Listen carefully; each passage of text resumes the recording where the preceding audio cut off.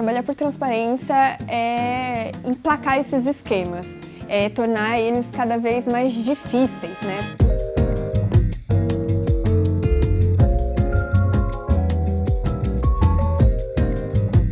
A escola era a maior parte do meu desenvolvimento social mesmo. Eu passava metade do período do dia ali e então eu comecei a participar de todas as atividades escolares, feira de ciência, Grêmio Estudantil, eu fui presidente do Grêmio Estudantil, a gente quis ter uma rádio na escola para informar das notícias da escola e os meus professores sempre me incentivaram. E eu não tinha dúvida que a maior admiração que eu tinha enquanto profissional eram essas pessoas que passavam a maior parte do tempo comigo, a maior parte da semana comigo. Eu via muitas vezes mais eles do que os meus pais e nesse momento eu queria ser como eles. E eu percebi o que a educação foi fazendo na minha vida era também a mesma coisa que eu queria propor e promover na vida das pessoas. Foi assim que eu escolhi fazer letras e essa foi uma decisão tomada lá na infância e eu não tinha dúvida.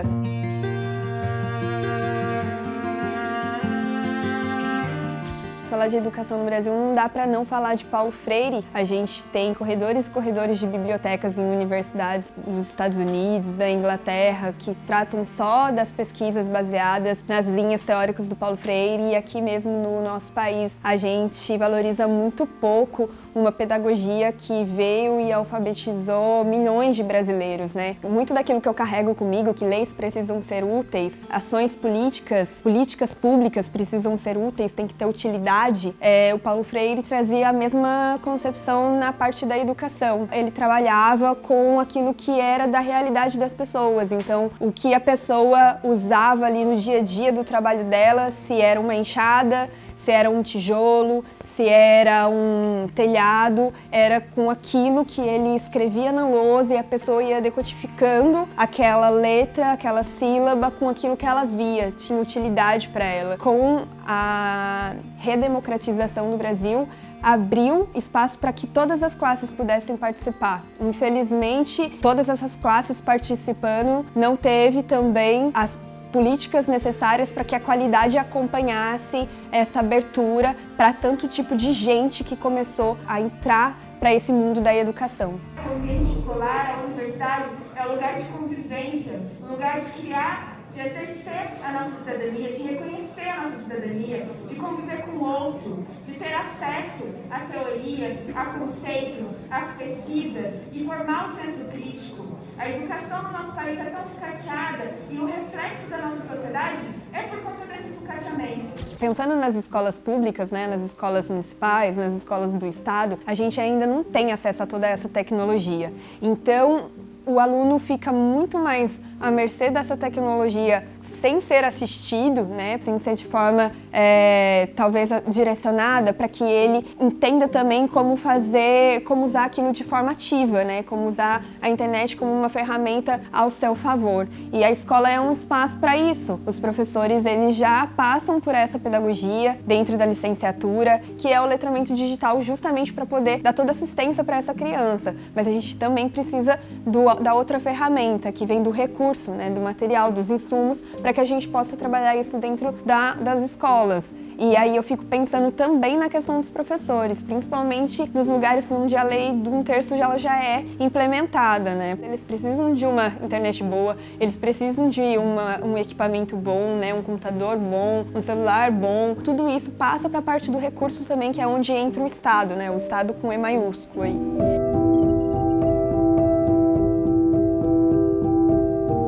70% da verba que é repassada aos municípios do Fundeb, que é um fundo de desenvolvimento de educação básica, é para pagar professores. E aí que entra a parte tão importante da pessoa que é fiscalizador, que é o legislador, né? Recentemente, a gente teve informações de que o Fundeb no nosso município, que é Taubaté, pudesse estar sendo usado para outros fins que não fossem a remuneração dos professores de educação básica.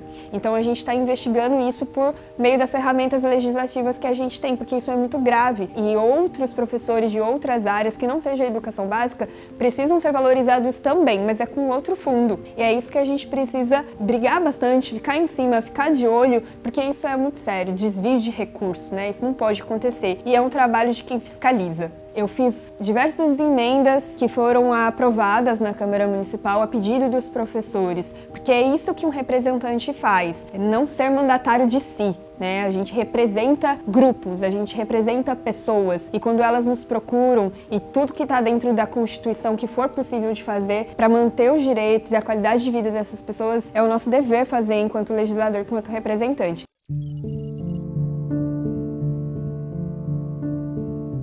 Em âmbito municipal, é possível aprovar a lei de 1/3. Isso significa que uma porcentagem de horas trabalhadas pelo professor, ele dispõe para poder fazer o material, preparar o material que ele vai propor em sala de aula.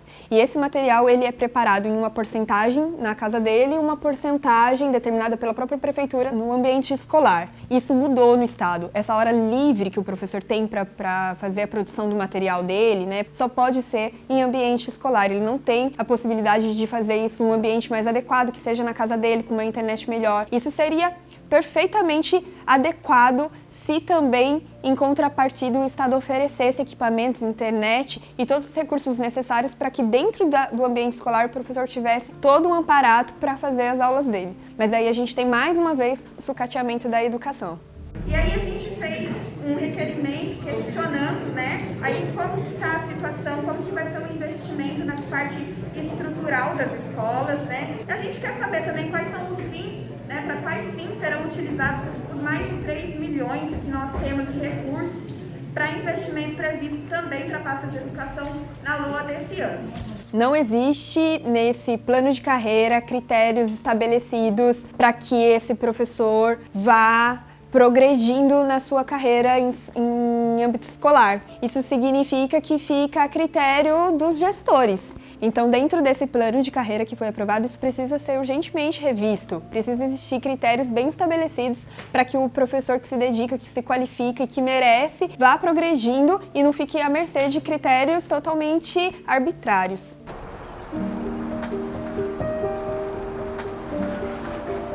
A questão das cotas são uma medida paliativa, né? É para estancar uma sangria que está aí desatada há muito tempo. É justamente para que elas tenham mais chance de concorrerem no mercado de trabalho. É uma medida extremamente necessária, paliativa, de emergência, para que no futuro próximo, assim espero, elas não sejam mais necessárias, porque qualquer pessoa com deficiência vai ser tão capacitada quanto qualquer outra pessoa e não vai haver nenhuma barreira física para que ela ocupe esses espaços, que pessoas com deficiência são plenamente capazes de desenvolver qualquer trabalho desde que elas estejam em ambientes adaptados e propícios para que ela desenvolva esse trabalho.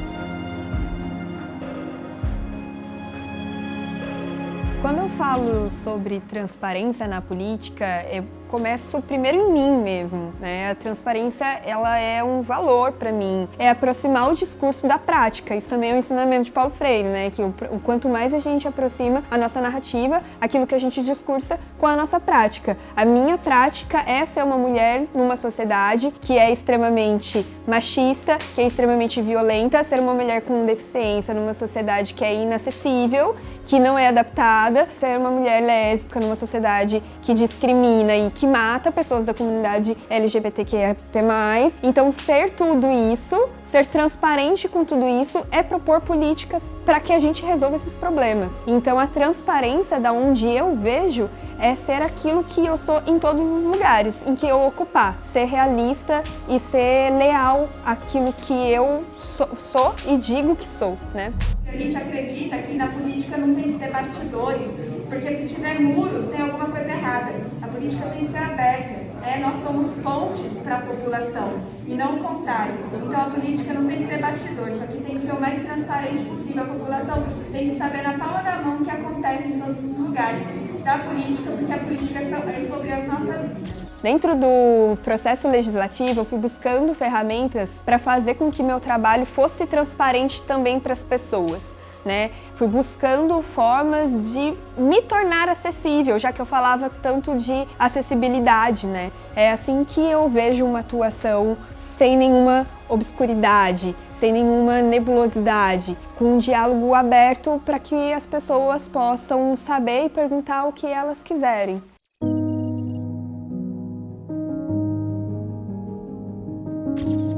Existem projetos de lei já tramitando que a gente pode não só apoiar, como pensar como eles podem ser multiplicados em outros setores também. Mas dos projetos de leis que estão tramitando e que no meu município já funciona é a transparência na lista de espera para os exames médicos. No âmbito municipal, são para os exames ali dos postos de atendimento, e no âmbito estadual é da lista do CROSS. E hoje esse projeto de lei já está tramitando para que haja essa transparência. Isso vai fazer com que ela seja atendida mais rápido? Talvez não, mas acaba com um esquema de fura-fila.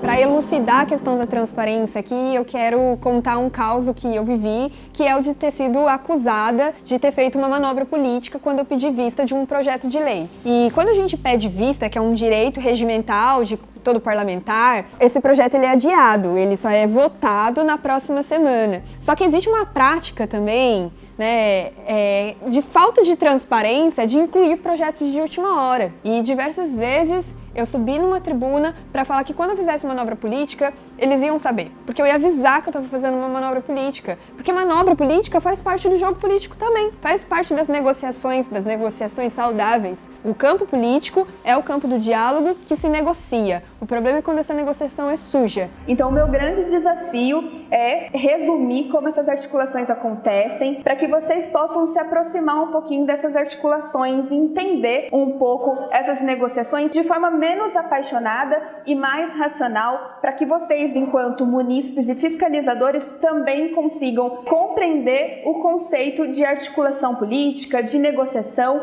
e a gente rompa juntos e juntas, aos poucos, essa atmosfera pejorativa que existe a partir do conceito de negociação política. Eu denunciei a prefeitura por um processo licitatório que tinha cheirinho de informação privilegiada, que foi acatada pelo promotor. Essa é a importância de uma fiscalização séria. Esse processo licitatório pode ter dado informações privilegiadas para uma empresa que não tinha o menor preço e não está oferecendo o melhor serviço, porque a gente recebe dia após dia denúncias do lugar que essa empresa toma conta.